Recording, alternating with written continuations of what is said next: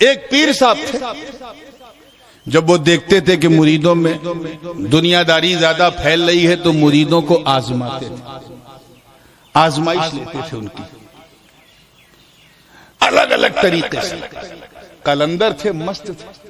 مثال کے طور پہ جب دیکھا کہ کوئی میرا بڑا چہیتا مرید آ رہا ہے تو زور زور سے گانا گانے لگتے تھے، تاکہ وہ مرید جو ہے الٹا سیدھا کہے، گالی بکے، اور پیر صاحب کو وہ گالی سن کے ان کا خون بڑھتا تھا۔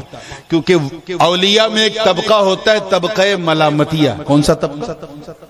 یہ وہ اولیاء اللہ ہیں جنہیں اپنی برائی سننا پسند ہے، اور جب ان کو کوئی برا نہیں کہتا تو وہ بڑے بے چین ہو جاتے ہیں کہ آج کسی نے میری برائی نہیں کی۔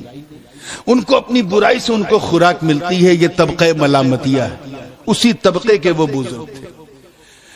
ایک ان کا بڑا دیوانہ مرید تھا، رات دن صبح شام انہی کے ساتھ رہتا تھا، چلتے پھرتے، کبھی چھوڑتا ہی نہیں تھا۔ ایک دن حضرت نے سوچا لاؤ اسے آزما۔ کہا ہے میرے مرید کے؟ جی حضور۔ کہا مجھے شراب پینا ہے۔ پیر صاحب کیا بول رہے ہیں؟ مجھے I want to drink the wine۔ آج کے اگر مولانا صاحب توبہ استغفر اللہ اتنا پڑھتے کہ پتہ نہیں کیا ہو جاتا۔ وہ بھی مرید تھا، اور وہ سوشل میڈیا والا مرید نہیں تھا، اوریجنل مرید تھا۔ وہ بھی چلا گیا شراب خانے، ایک بوتل لے کے آیا اور کہا لیجئے پیر صاحب شراب پی۔ اب پیر صاحب تو آزما رہے ہیں۔ پیر صاحب نے ڈھکن کھولا، تھوڑی دیر پتہ نہیں کیا خاموش رہے، اس بعد بوتل کو منہ سے لگایا اور گڑ گڑ گڑ گڑ گڑ گڑ گڑ گڑ آدھی بوتل ختم کر دی، اور اپنے مرید سے کہا ہاں یہ بتا شراب پینا کیسا ہے؟ اس نے کہا حضرت شراب پینا شریعت محمدیہ میں حرام ہے۔ انما الخمر والمیسر والانصاب والازلام رجس من عمل الشیطان۔ اللہ تعالیٰ نے اسے ناپاکی کا رجس کہا ہے، شیطان کے اعمال میں سے ایک عمل ہے۔ وعدہ کرو کہ انشاءاللہ کبھی شراب کو ہاتھ نہیں لگائیں گے۔ ہاتھ بھی نہیں لگائیں گے، پینا تو بڑی بات ہے، اور زور سے کہو انشاءاللہ۔ وہ پیر صاحب نے پی کر کے جیسے ہی آدھی بوتل کیا، مرید سے پوچھا شراب پینا حرام؟ کہا حضور حرام ہے۔ تو حرام کام کرنے والا فاسق ہوتا ہے کہ نہیں؟ کہا حضور فاسق ہوتا ہے۔ کہ فاسق کی تعظیم جائز ہے کہ حرام؟ کہ نہیں بالکل حرام ہے، ناجائز ہے۔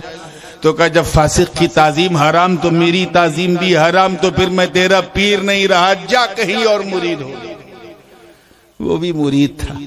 اس نے کہا بابا یہ پٹی کسی اور کو پڑھائیے گا، توجہ، یہ پٹی کسی اور کو پڑھائیے گا، میں کاہے دوسرے پیر کو ڈھونڈوں؟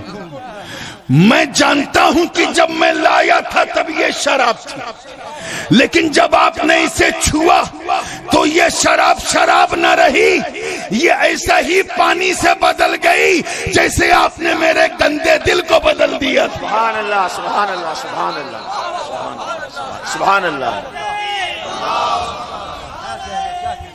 یا رسول اللہ زندہ باد۔ وہ مرید یہی تو کہہ رہا ہے کہ اے میرے شیخ، جب تک آپ کا دامن نہ ملا تھا میں گندا تھا، گندا، دامن مل گیا تو بندہ ہو گیا۔